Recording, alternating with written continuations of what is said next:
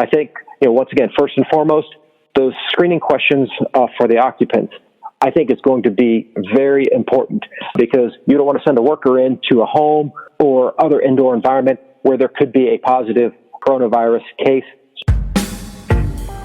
Welcome to ProTradeCraft's Career Toolbox. I'm Fernando Pajes, and I'm here to help you turn your day job into a career. In these difficult times, we're going to be speaking today with Rob Matuga. He is Assistant Vice President for Health, Safety, and Jobsite Regulations regarding all kinds of safety issues. And he's going to be addressing today specifically the type of precautions that we should be taking with the coronavirus or the COVID-19 virus, especially now that we're returning to work a little bit less structured way with more access to the job sites, more people on the job sites, perhaps doing remodeling, going into people's homes. Perhaps the people will be home. And he's got some terrific ideas that include, but also go well beyond, wash your hands, wear a face mask, respect the social distancing of 6 feet, and stay home if you're sick. Although those are really important elements, and he will repeat those elements, I guarantee. I think he has also a lot of information that will add to that, and you'll find interesting and useful. I know this because I've been looking at the National Association of Home Builders website at nhb.org/safety, and they have a lot of really great information that we're linking to, and that I highly recommend that you take a look at. They have a lot of information about COVID-19 and have a lot of resources in terms of, tailgate meeting. They urge, in fact, as a position, the organization, the NHB urges members to halt work for at least 10 minutes to educate workers on how to stay safe from coronavirus. This is, something that you would do for your crew or with your co-workers if your company doesn't organize it. I think you could take a leadership position on this within your company, and also some great tips in terms of, just how to work in a home with people living and working within it. So I think you're going to get a lot out of it. Hello, Robert. Welcome to the ProTradeCraft Career Toolbox. Thank you so much for joining us today. I was really looking forward to this interview, and it's so appropriate.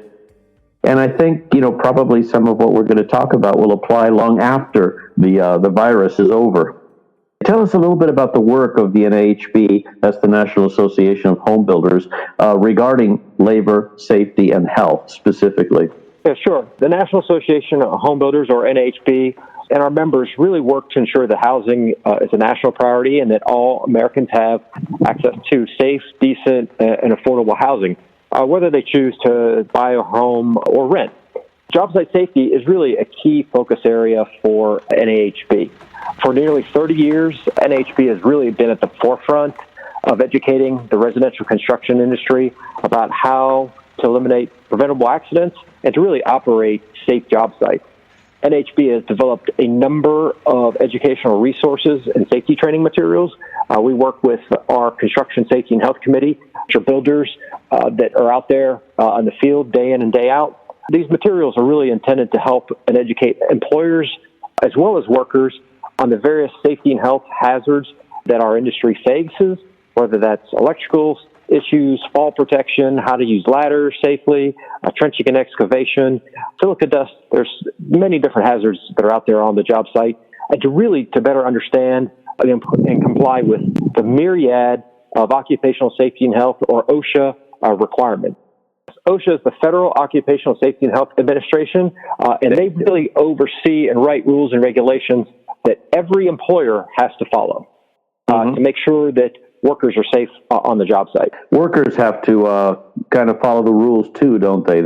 You're responsible for your own safety. When I began in the trades many, many years ago as a carpenter, one of the things I really prayed and hoped for was that I would end my career with all 10 fingers, and I have. I'm very proud of my 10 fingers. Yeah. You have to take care of it yourself too, don't you? Yeah. Not to get too far in the weeds, but the Occupational Safety and Health Act of 1970 really set the groundwork for what OSHA does. It requires employers to provide a safe and healthy workplace. And it also requires the workers to follow all of the OSHA safety and health regulations. And like I said, there are numerous and myriad number of OSHA rules and regulations that are out there just to make sure that workers are safe and healthy on the job. Now, most states have regarded construction during this period of time that we've shut down to try to limit the contagion of our COVID-19 virus that we've been all dealing with. And the construction and remodeling industry in most areas has been considered essential activities, and companies have been permitted to work through the shutdowns. And now I think all the states have opened up at this point for construction. How has the rollout of COVID safety measures specifically occurred among NHB members? Like, what have you seen on the construction sites that you're familiar with? Sure. I think first and foremost, it's been critically important for our builder members and trade contractors to really develop and implement a coronavirus preparedness and response plan.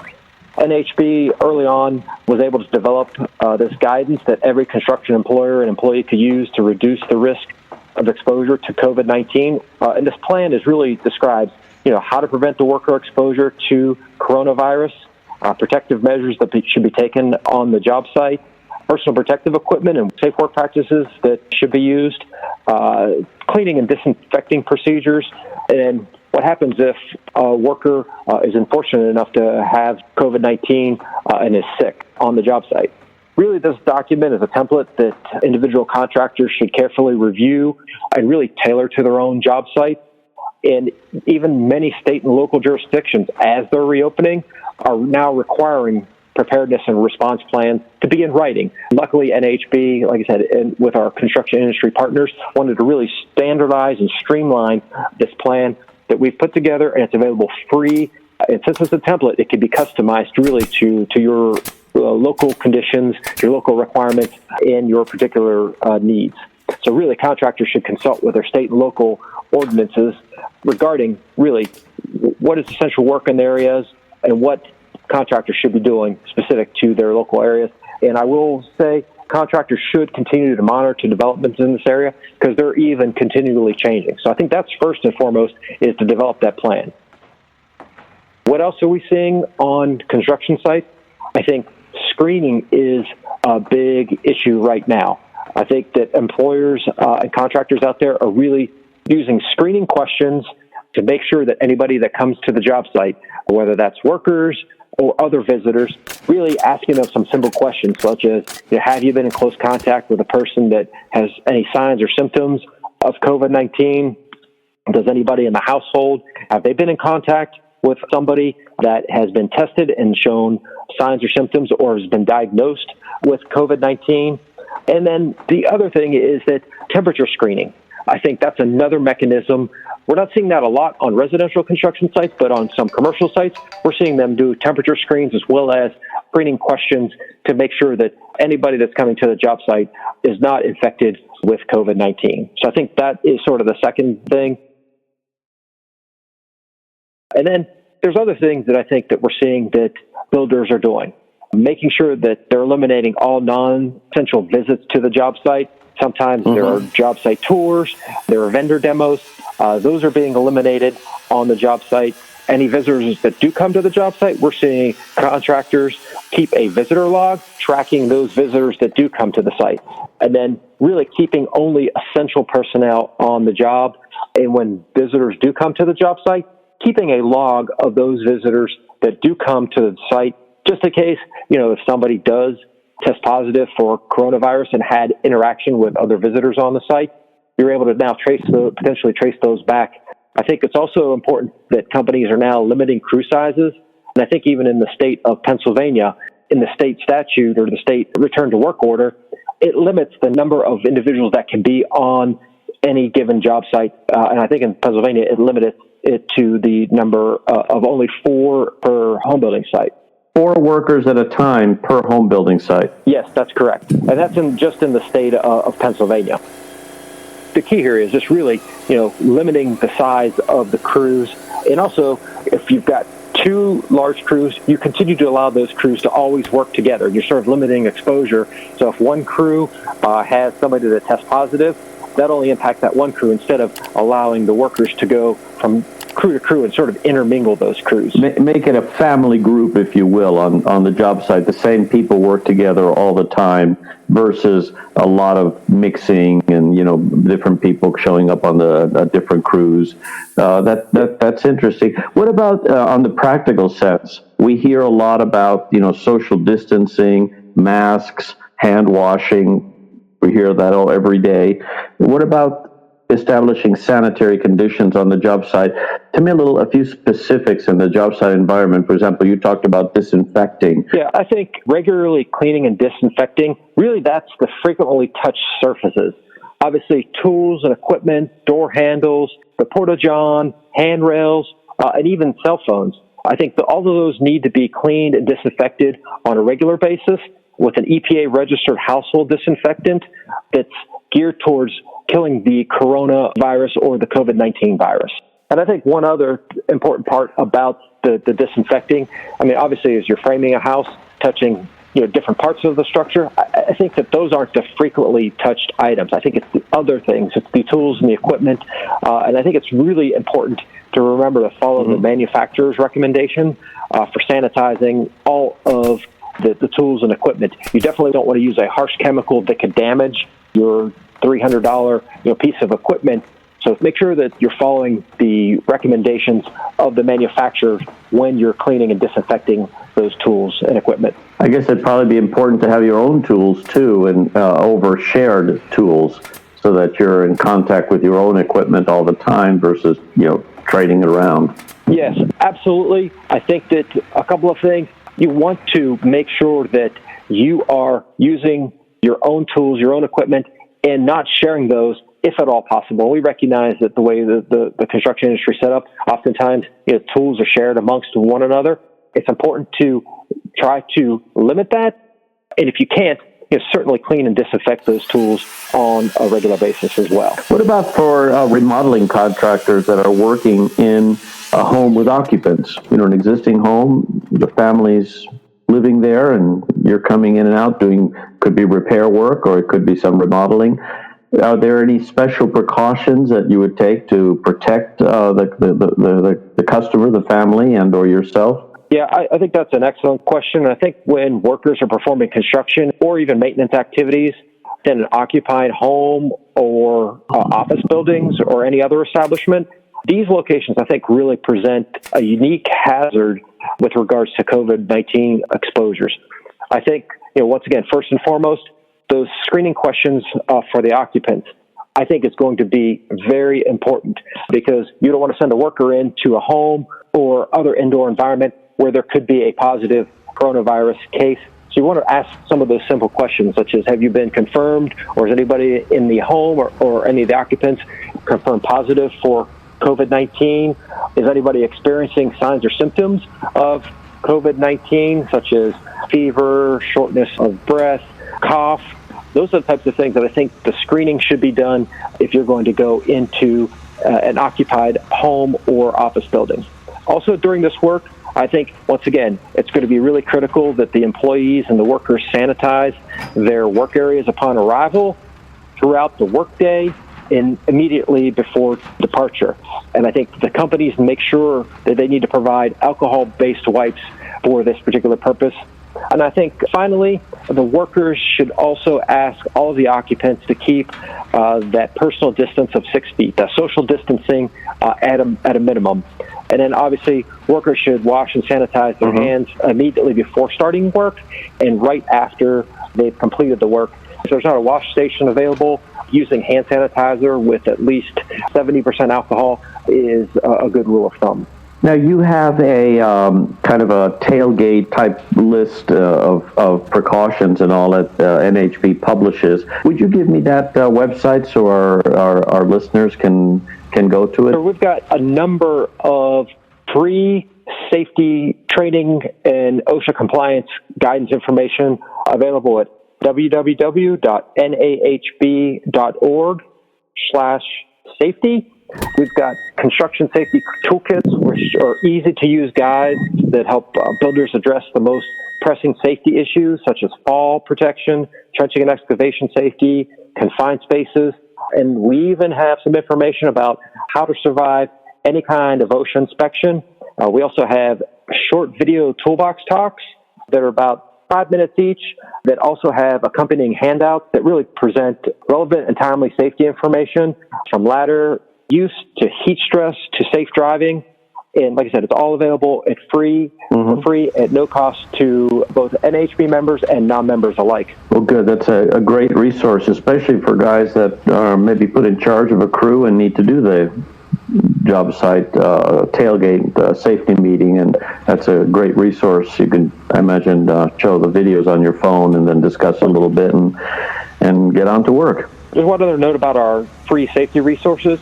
Many of them are available in both English and Spanish. Excellent. I speak both of those languages. Now, which of any of the precautions we're taking today, specific to the coronavirus, do you think are going to stick with us? Are going to be things that 5 years from now we're still going to be doing? Are we going to be wearing face masks? Are we going to be, what do you think might, are some good things to come out of this in terms of habits? I guess hand washing is a good habit.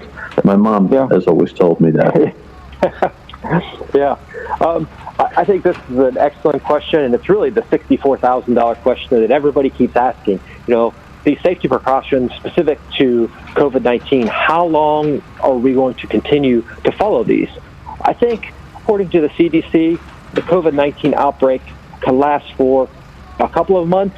It could last a year or longer. It really is dependent upon the severity of the outbreak and what the public health officials in each of the local jurisdictions are seeing and how we're going to spread this disease.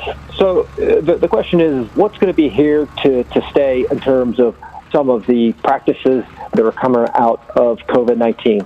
I believe that practicing good personal health habits are here to stay for the foreseeable future. That is staying home if you're sick, practicing good hand hygiene, cleaning and washing your hands on a frequent and regular basis, or using alcohol-based hand sanitizers to disinfect your hands.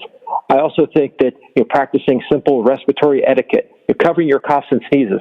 I think everybody's well aware now how this virus and any other virus spreads through the air, and I think people are much more aware. One other thing, I don't necessarily see workers donning face masks over the long haul. Once I think that the COVID-19 threat dies, I think that we will go back to regular order and hopefully business as usual in terms of making sure that workers are safe in a variety of aspects. So a lot of the recommendations that go for COVID-19 also apply to the regular old annual flu and some other diseases that are, if they're not killers, they're certainly unpleasant. So you'd rather not get them. Thank you so much, Rob. I really appreciate you coming on with us today. You provided some really great information. We'll be linking to all the NHB material that you mentioned, and look forward to having you back on some other occasion to kind of maybe take up a little more generally the safety on the job site safety issues. Sure, be more than happy to.